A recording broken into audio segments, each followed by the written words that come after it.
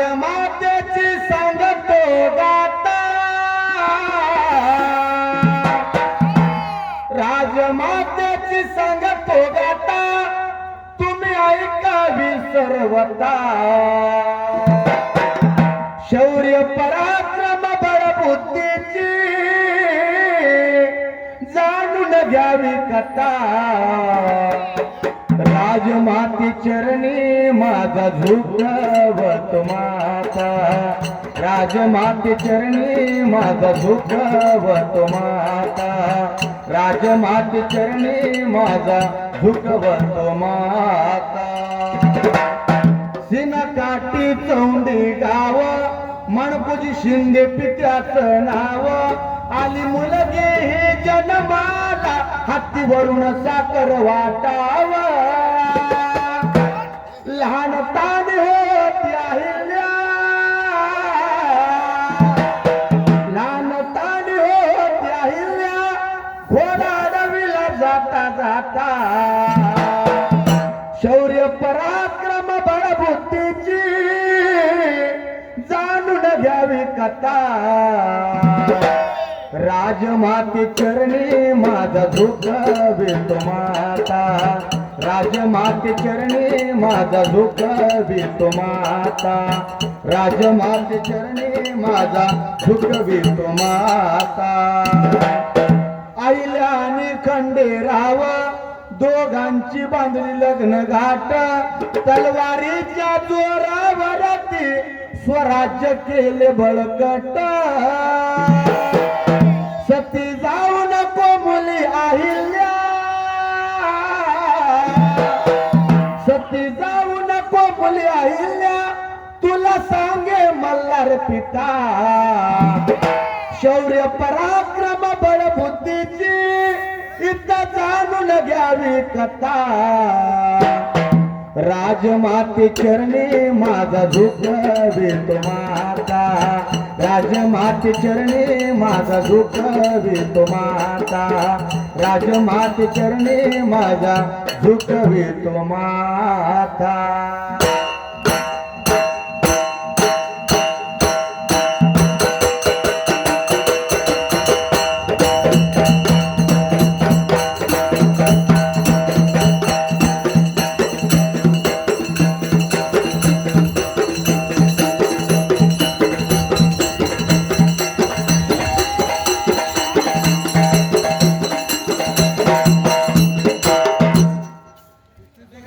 ओम गुरु गणराया,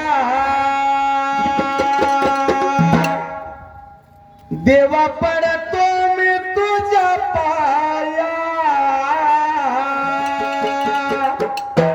सभेमध्ये गाया बसलो, विघ्न दूर कराया. ओम गुरु गणराया,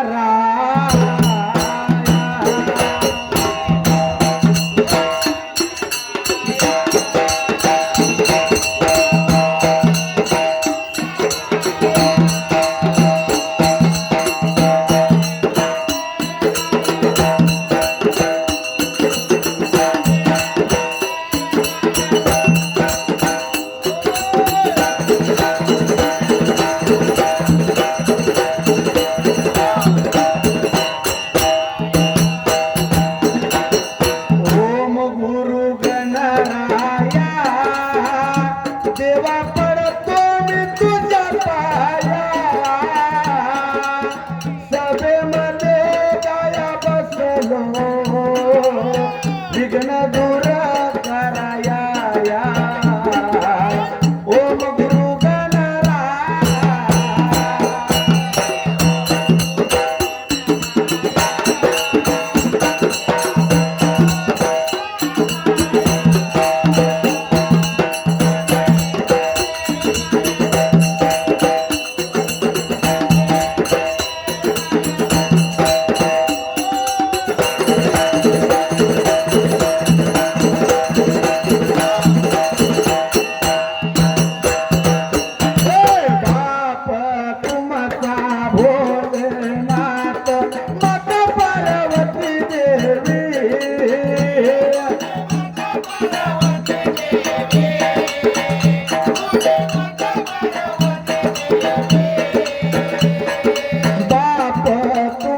दुर्गा भोलेनाथ माता पार्वती देवी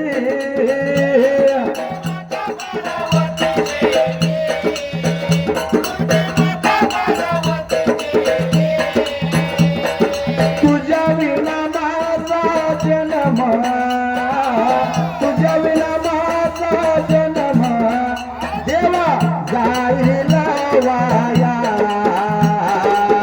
ओम गुरु गणराया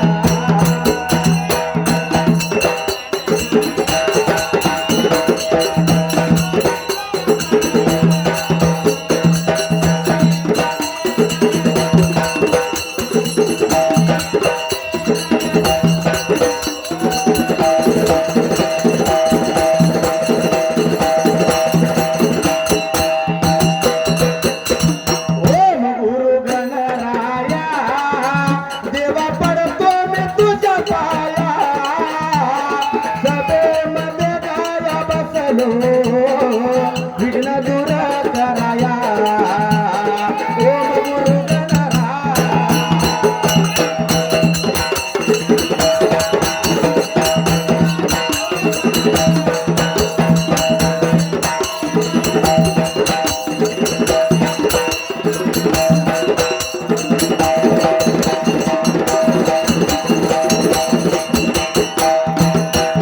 सुंदरानं मांडलवा सुंदराबाय मांडला माझ्या सांगली जिल्ह्याला आहे आटपाडी तालुका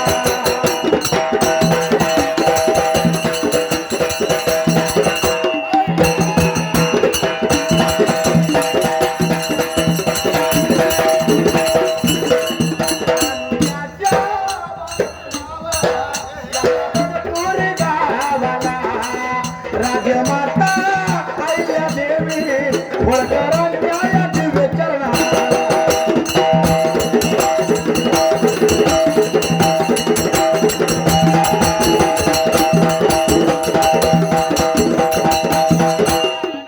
देवी चरण बघा वंदून पाया देवीच्या पडून हळ्या मारी कोणाला हात मारली कोणाला गौरी गजाननाला गौरी गजानना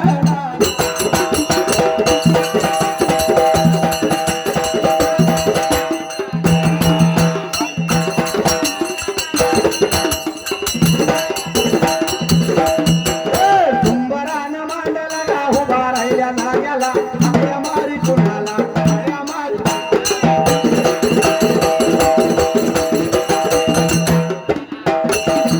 वारणेच्या कावटाला माझ्या पुराला पडावाला पांढरीच्या देवाला विरहाणू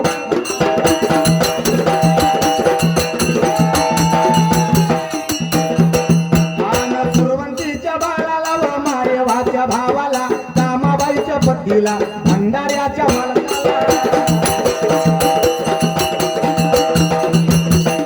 आन दानवीरू देवाला व दानवीरू देवाला नरसुंडीच्या नाताला व सिद्धनाथ देवाला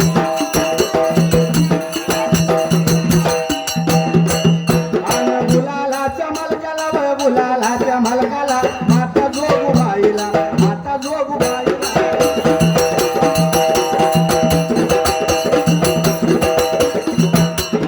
गुंडा शिराला व जान शिरो शिराला अप्पा घोडगिरीला व सिद्ध भाळी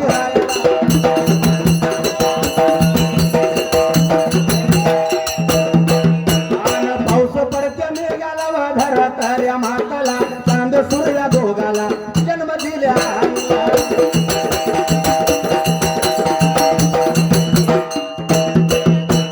बनपुरी गावाला व बनपुरी गावाला मसोभाल राजाला व सत्तिहाल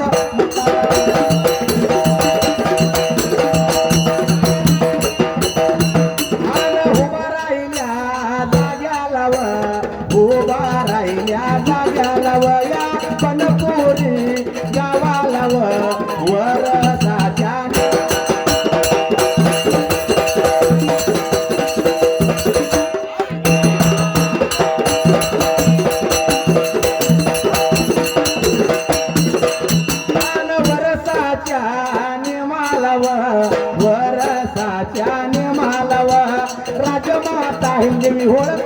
करावं त्यांच्या दिव्य करावं.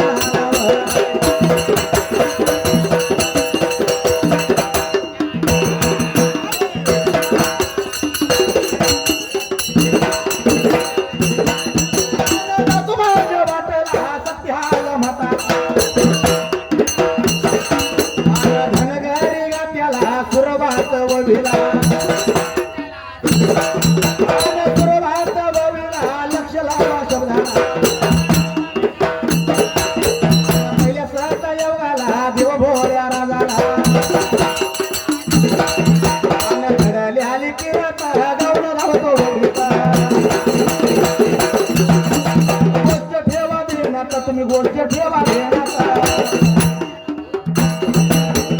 देवाच्या देवाना भगवान शिवाना. आज या ठिकाणी राजमाता अहिल्या होळकर यांच्या 301व्या जयंती निमित्त आपण सर्व ग्रामस्थ उपस्थित बनपुरी विशेष आभार.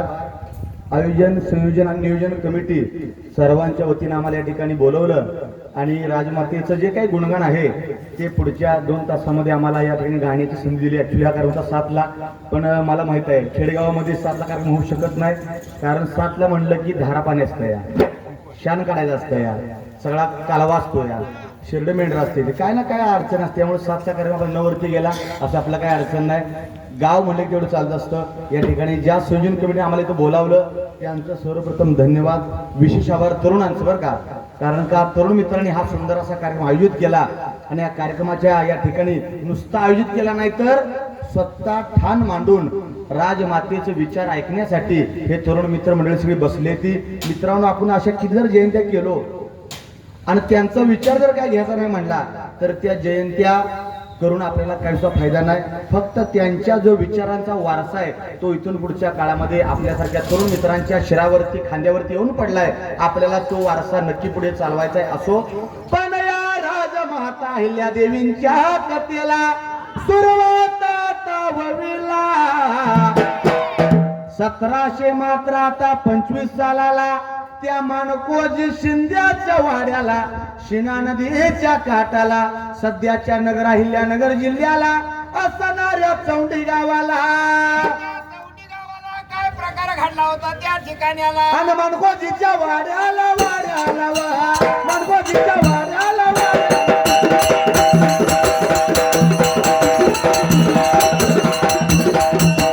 माता सुशीला त्या देवी नवा माता सुशीला त्या देवी नवा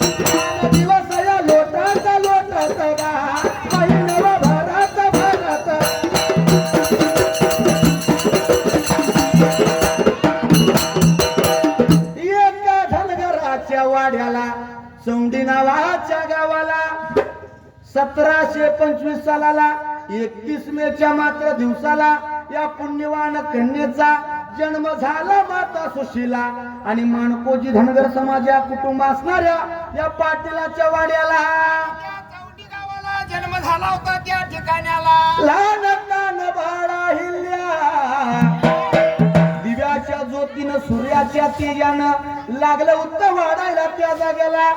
विचार करा मित्रांनो, आजपासून 300 वर्षापूर्वी ज्या काळामध्ये स्त्रीला चूल आणि मूल सांभाळलं जायचं, स्त्रीला दुय्यमपणाची वागणूक दिली जायची. आता बघा 2026 चालू आहे तरी सुद्धा आपण अजून स्त्रीला त्या नजरेतनं बघत नाही. तरी सुद्धा मागल्या 300 वर्षापूर्वी राजमातेच्या आई बापानं विचार केला. त्यांचा विचार किती प्रगल्भ बघा.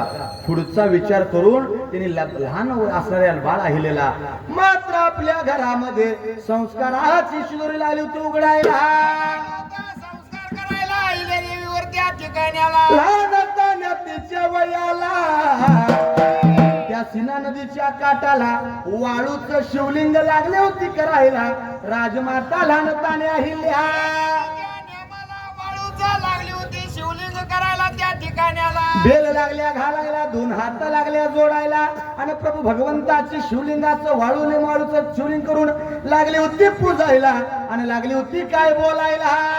त्या नेमाला नेम चालू होता त्या ठिकाण्याला. नमः शिवाय नमः शिवाय हर हर भोले नमः शिवाय नमः शिवाय नमः शिवाय हर हर भोले नमः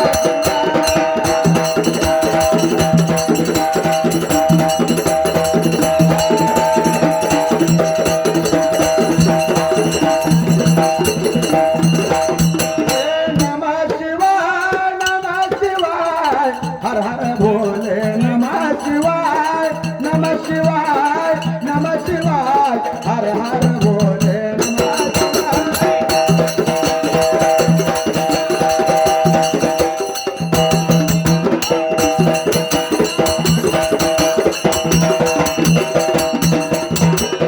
जटाधरा शिव जटाधरा हर हर भोले नमः शिवाय.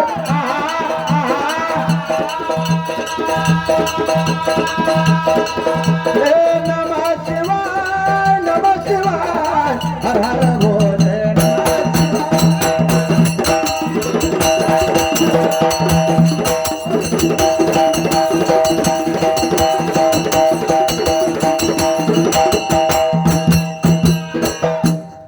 तर बाळता आणि अहिल्या वाळूचं शिवलिंग करायची कुणा संग?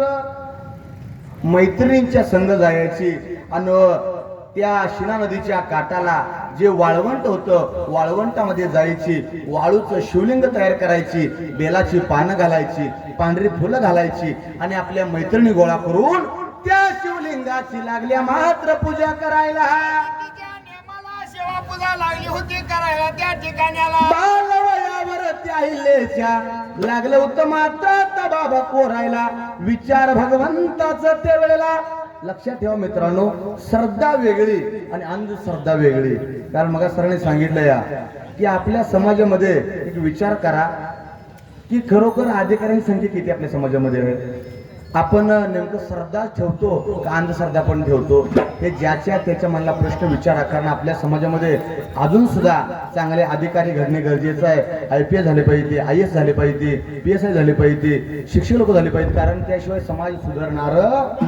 आणि स्त्री जन्माचं या ठिकाणी आपण जर स्वागत केलं नाही तर या ठिकाणी आपल्याला खरोखर विचार करा की जर आज राजमाता अहिल्यादेवी जर नसत्या तर आज 28 वर्ष आपल्या ह्या हिंदू असणाऱ्या भारतामध्ये, आपण हिंदू सत्तेला म्हणतो त्या भारतामध्ये आज घाट, मंदिर, 12 धर्मशाळा, 12 ज्योतिर्लिंगाचा उद्धार, 52 असा शक्तीपीठांचा उद्धार या राजमातेने केलाय. पण आम्ही काय करतो, गर्भातल्या मुलीला गर्भातच मारून टाकतो. म्हणताना गर्भातील मुलगी आपल्या आईला ओरडून सांगते, आई ग मला गर्भातून मारू नको, मला खरोखर हा जन्म घ्यायचा आहे. म्हणून पोटातलं बाळ सांगतं आपल्या आईला, उमलण्याआधी खुडू नको देटाला, उमलण्याआधी खुडू नको ग देटाला, मारू नको ग आई यायचंय तुझ्या पोटाला, मारू नको ग आई यायचंय तुझ्या पोटाला.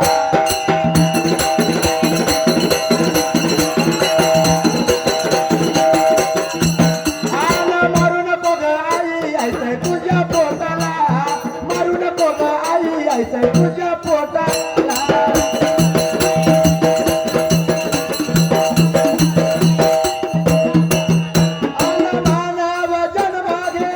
आज्ञा झाली पावलीत जगण्यात संधी मिळाली.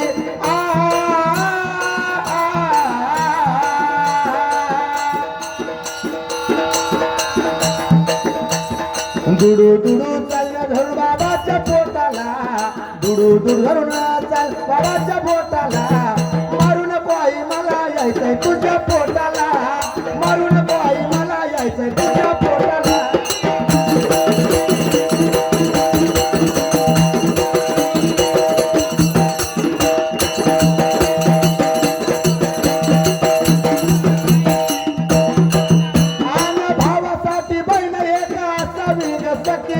रक्षाबंधनाला त्याला बांधाया राखी,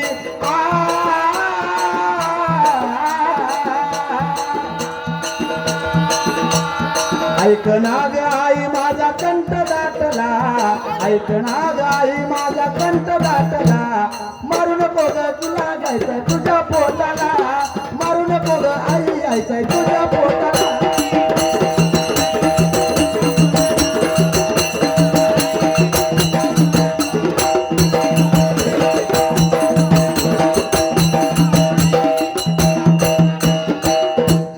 संयोजकांनी सांगितल्याप्रमाणे नुसतं ओवी म्हणायचं नाही, तर ओवीच्या माध्यमातून ज्ञान, माहिती आणि मनोरंजन त्रिवेणी संगमातून त्रिवेणी संगमी नाना तीर्थे भ्रमी चित्त नाही नामी तरी ते व्यर्थ नामाश विणमुख तो नरपापिया हरिविण धावया. त्याप्रमाणे ज्ञानातून माहिती असावी, माहितीतून मनोरंजन घडावं आणि या शुद्ध हेतूतून आजची जयंती आपल्या चांगल्या कामाला उपयोगी यावी या अनुषंगाने विनंती करतो. पहिला संदेश माझा आहे की मित्रांनो, गर्भामध्ये मुलीची हत्या करू नकोसा. आणि असं करायलोय आपण, त्यामुळे झालंय काय, 100 पोरामागं 60 पोरी, त्यातल्या पण निम्म्या कर्नाटकातल्या ₹1,00,000 देऊ, ती पण 4 दिवस नांदत्या आणि 7 ओळ घेऊन घाला पळून जात्या. त्यामुळं आता विचार करा, मुलींचं प्रमाण घटत आलं या, त्यामुळं मुली जन्माचं स्त्री जन्माचं स्वागत करा. आता कुठलंही क्षेत्र घ्या दादानो, प्रत्येक क्षेत्रात मुली अग्रेसर आहेत या. आमची पोरं कुठं, नाद एकच एकच एकच फक्त बैलगाडा शर्यत, ती पण करा, ती काय माझी अडचण नाही, काय माझ्यापासून कोण करत नाही सा. फक्त त्याबरोबर आपल्या घरामध्ये एखादा चांगला अधिकारी असावा, आपल्या घरामध्ये आपल्या दारामध्ये लाल दिव्याची गाडी यावी आपल्या अधिकाऱ्यासाठी. हे पण जर स्वप्न उराशी जरा बाळगा, तर आपला समाज कुठेतरी उन्नतीच्या मार्गावरती चालल. अन्यथा आपल्या समाजाची अधोगती आहे हे सांगायला कुठल्या ज्योतिषाची गरज. म्हणताना पहिली विनंती आहे की स्त्री जन्माचं स्वागत करा, तरच तुम्हाला पुढची पिढी ही सुफळ जाईल. अन्यथा जसं 5 पांडवांच्या मध्ये एक द्रौपदी होती तशीच म्हणून करायला लागला आपल्याला बघा.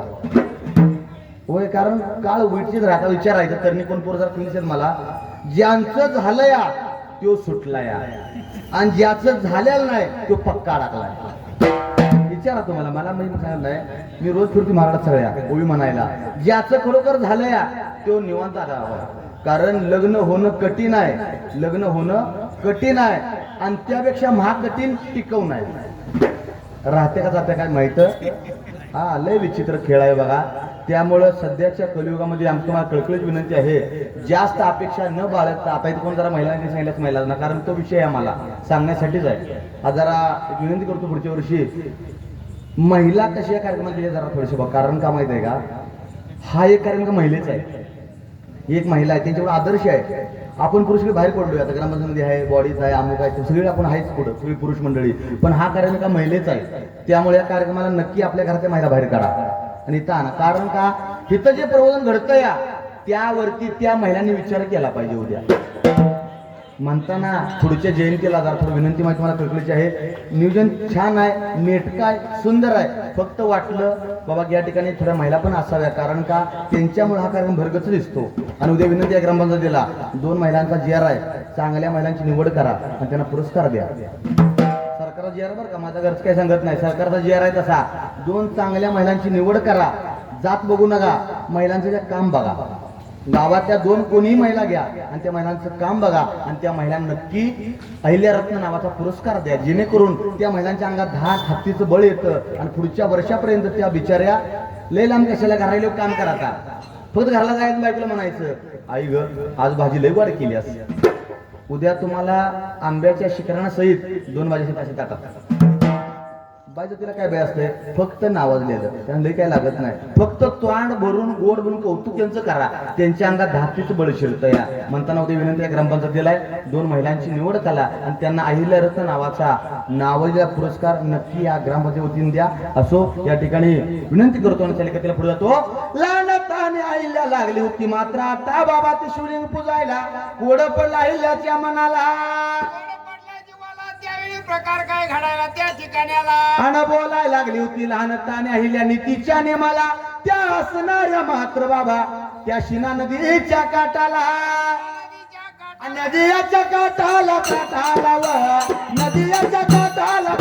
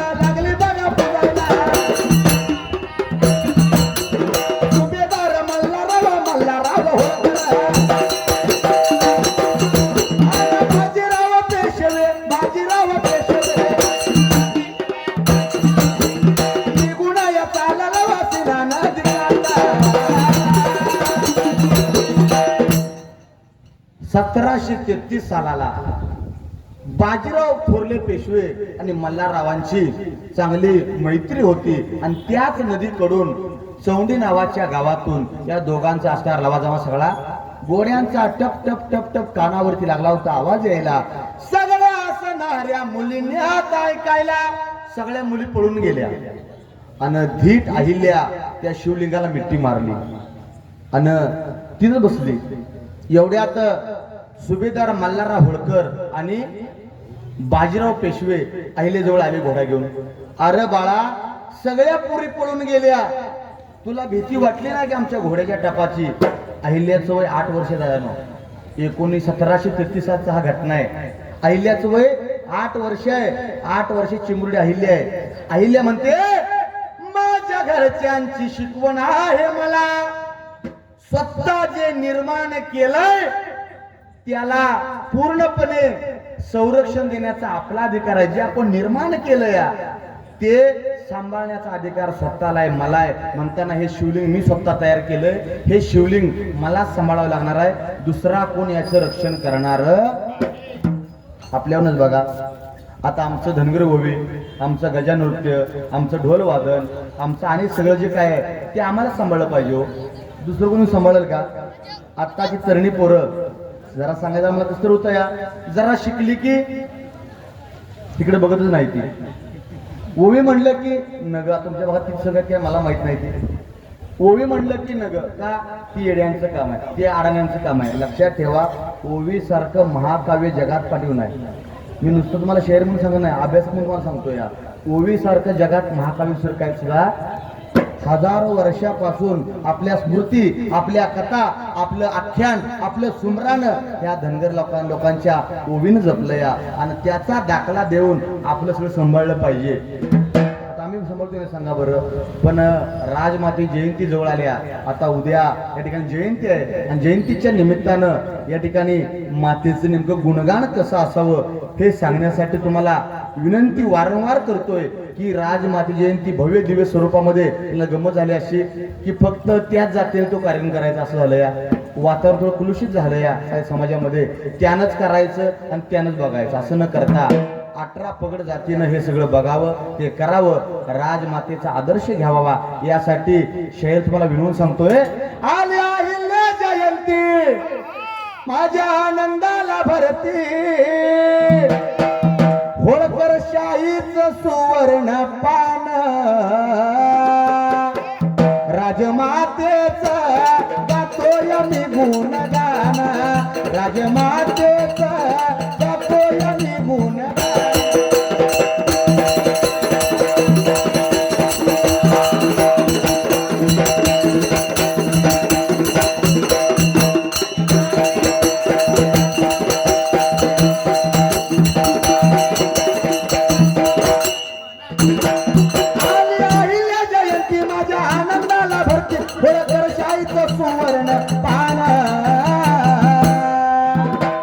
राजमातेच गातोय मी गुणगान, माझ्या राजमातेच गातोय मी गुणगान.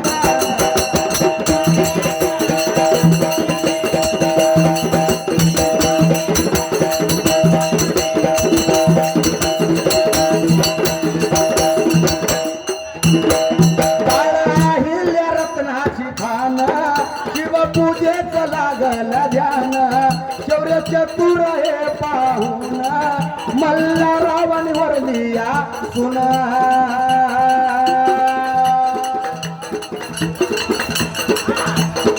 अहिल्या खंडेराव दोन एका जीवदान, अहिल्या आणि खंडेराव दोन शासनाचा जीव, लग्न सोहळा मोठ्या आनंदान.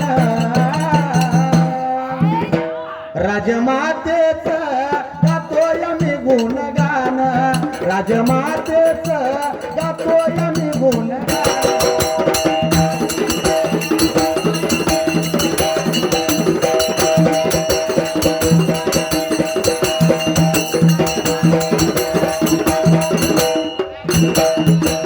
देव मारतंड मल्हार, भाव घेऊन भाई भन्नार, हाती घेऊन घाल तलवार, जंगला लाटके पार.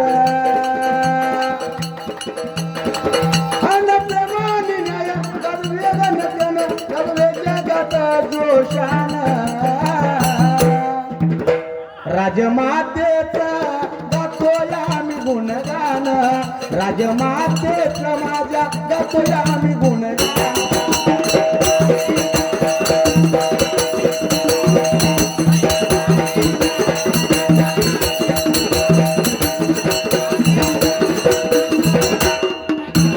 ओळखणारांची जाणावी गाथा रयतेचे होते माता पिता बुद्धी पराक्रमाची हो कथा चरणावरी ठेवी तो हा माता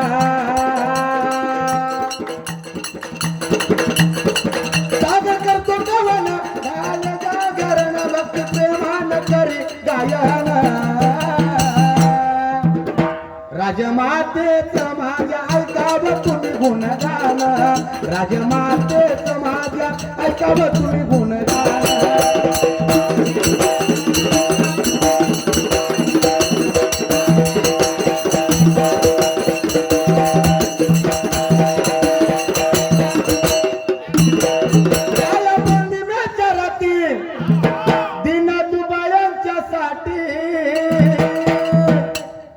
बाबासाहेब आंबेडकरांनी तुम्हाला आम्हाला जगण्याचा अधिकार दिला आणि त्याच अधिकारातून आपण या ठिकाणी उन्नत झालो शिक्षित झालो मतदानाचा अधिकार मिळाला हे बाबासाहेबांच्या कृपेमुळे आहे म्हणतात त्यांना विसरायला म्हणून भीमा माझा ग दिल्लीत भाषण दे भीमा माझा ग दिल्लीत भाषण दे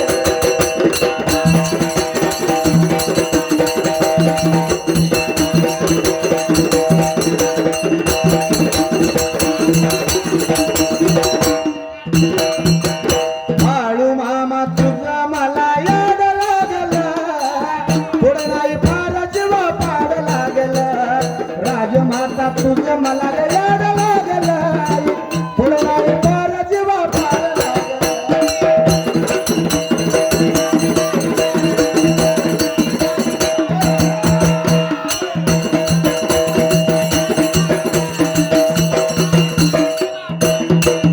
राजमाता तुझं मला याड लागला थोडं नाही फार जीव पाड लागला आज माता तुझं मला याड लागला थोडं नाही फार जीव पाड लागला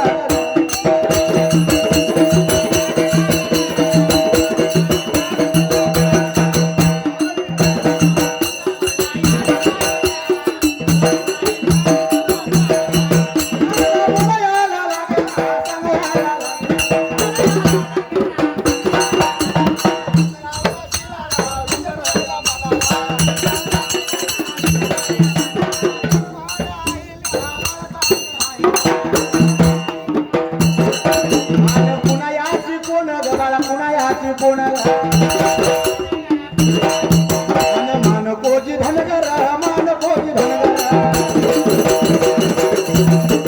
सुशीलाया राणी व त्यांच्या मुलगी व आणि बाजीराव पेशव्यान व बाजीराव पेशव्यान बघा लागला होता मल्हारराव होळकर बोलायला अग बाळ एवढी धीट आहेस एवढी धाडशी आहेस कुणाची ग पुरगी तू मी या गावचा पाटील नाव त्याचं मानकोजी त्याची राणी सुशीला तुझी मी पुरगी आहे नाव माझं अहिल्या लक्षात आहे का तुमच्या असू दे बाळा काय अडचण नाही जा मग घरला तुझ्या अहिल्या बाळ घरला गेलं आणि मनोमन सून लागली ती वरायला कुणाला बाळाचे पाय पाळण्यात दिसतात पुढे होऊन पोरग काय करणार हे पाळण्यात दिसतात बाळाचं पाय आता पाळणा नाही त्यामुळे आता पाळण्यात पाय हा संबंध मिटला या आता पाळण्यात बंद नाही त्यामुळे पाळण्याविषयी गोल झालाय आता मोबाईल पाहिजे फक्त लोकांना पाळण्याची गरज झालेली नाही कारण का या मोबाईलनं बघा सगळं चांगलं पण केलं या आणि सगळं वाटलं पण काय काय केलंय वाटलं माहित आहे का या मोबाईलनं संवाद हरवला आता पाहुणा जर पाहुण्याच्या घरला गेला तर कवा पण बघा जुन्या काळामध्ये जर गेला तर काय म्हणायचा राम राम हाय का बरं काय चाललंय शेतामध्ये मजदार देते का ऊस केलाय का शेंगा केलायचा असं विचारायचा पाहुणा घरला गेला की आता पाहुणा घरला आला एक पाय दारात एक पाय हुंबऱ्यात आतनं पाहुणा येतो पळत पाहुणाला म्हणून बनपुरीचा हातात तांब्यात पाण्याचा घेऊन तो पाणी घेऊन येतोया तर कुळूपचा पाहुणा त्याचा पाय एक दारात एक हुंबऱ्यात तो आला पाणी घेऊन तांब्या पाण्याचा आणि हो म्हणतोय शिपिनचा चार्जर आहे का चार्जिंग लावायला.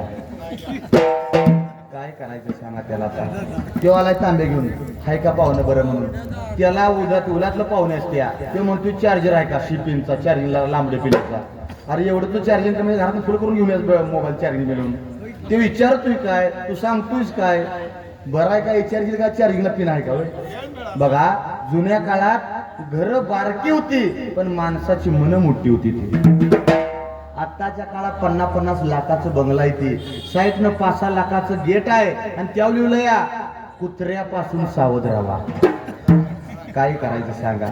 ज्या घरात तुम्हाला कुत्र्याचं भ्या दावून येण्यापासून मज्जाव केला जातो त्या घरात गेलं पाहिजे का.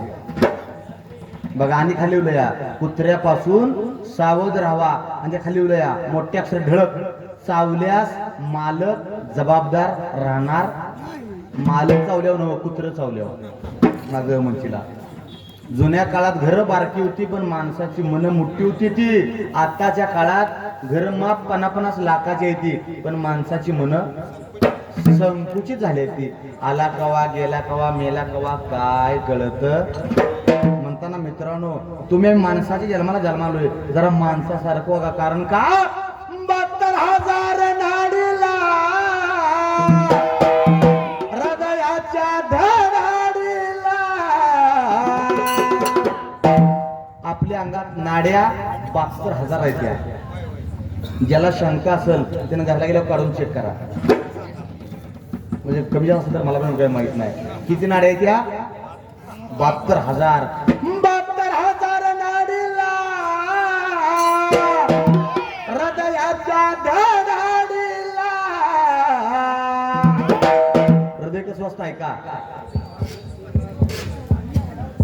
असं असतं का.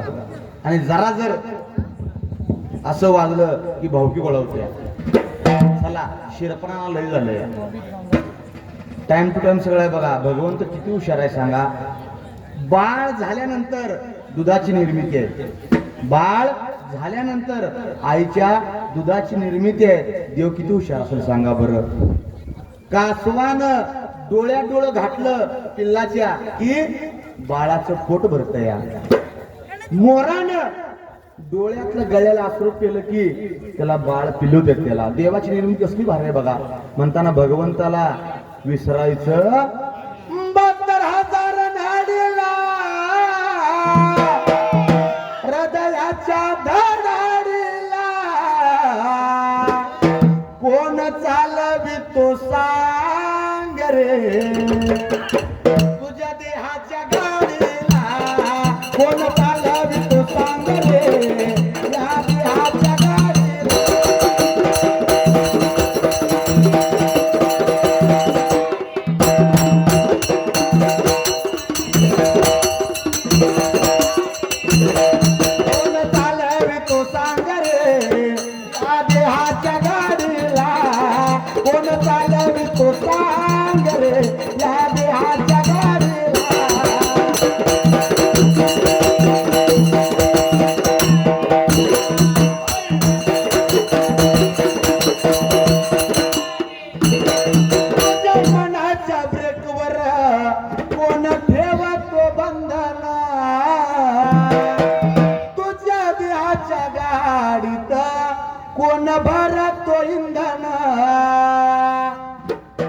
कधी विचार केला का मित्रांनो.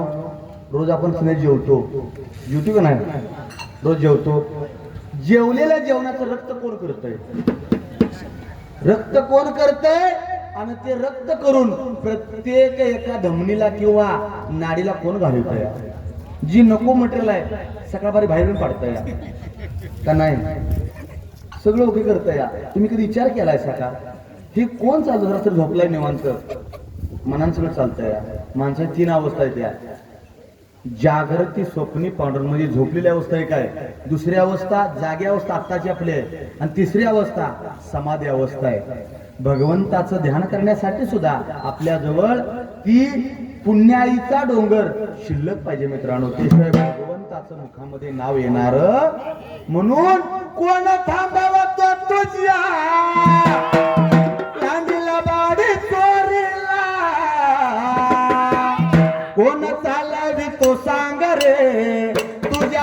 बिहाच्या गाडीला कोण चालवी तो सांग रे या बिहाच्या गाडीला.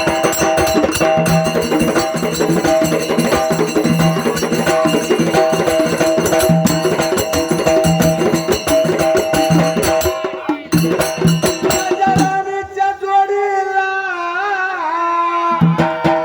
पाच मजली माडीला आहे कुणाचं योगदान, आहे कुणाचं योगदान लाल दिव्याच्या गाडीला आहे कुणाचं योगदान लाल दिव्याच्या गाडीला.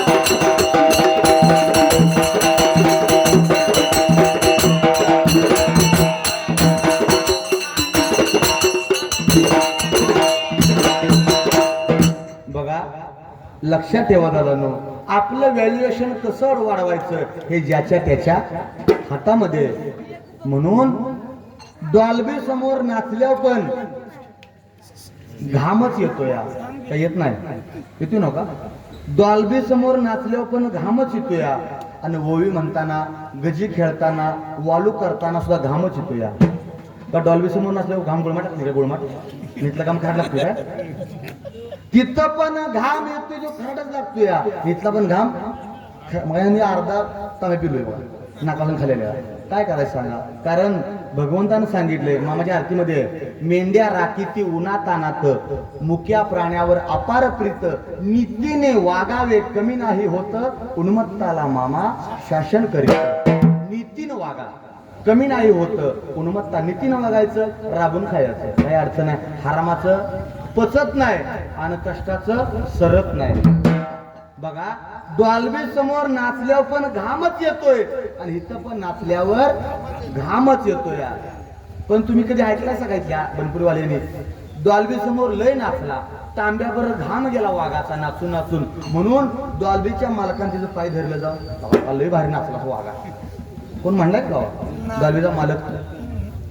मला आमच्याकडे माहिती का नाही बघा म्हणलेला काय तर म्हणलाय का लहा लहा लहा लय नाचलास उलट गावात नाच म्हणणार बहुतेक 90 मारून नाही म्हणताना जर आज जास्त म्हणताना कडे असा असा करायलाय डॉल्बी फोनवर जाऊन.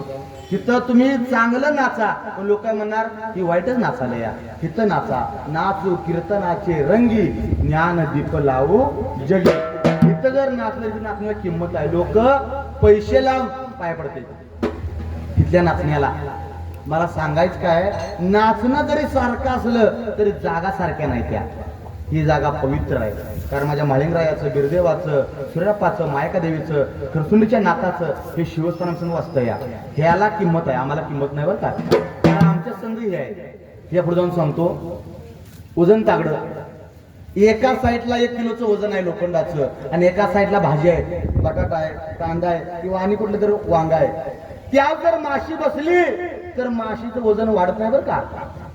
माशीचं वजन वाढत पण तीच माशी सोनाराच्या सोन्यावर जाऊन बसली तर कमीत कमी 5-6 हजारांचं वजन वाढतं का नाही वाढत.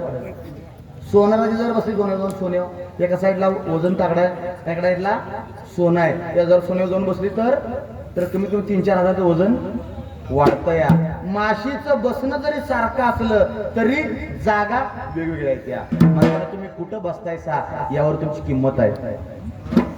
बघा चौकात पण बसायचं झालं तरी 12 वाजेपर्यंत आणि इथं पण बसायचं 12 वाजेपर्यंत. पण इथं जी किंमत आहे बसायला ती चौकात बसायची किंमत म्हणताना कुठं बसायचं हे ज्याला त्याला कळलं.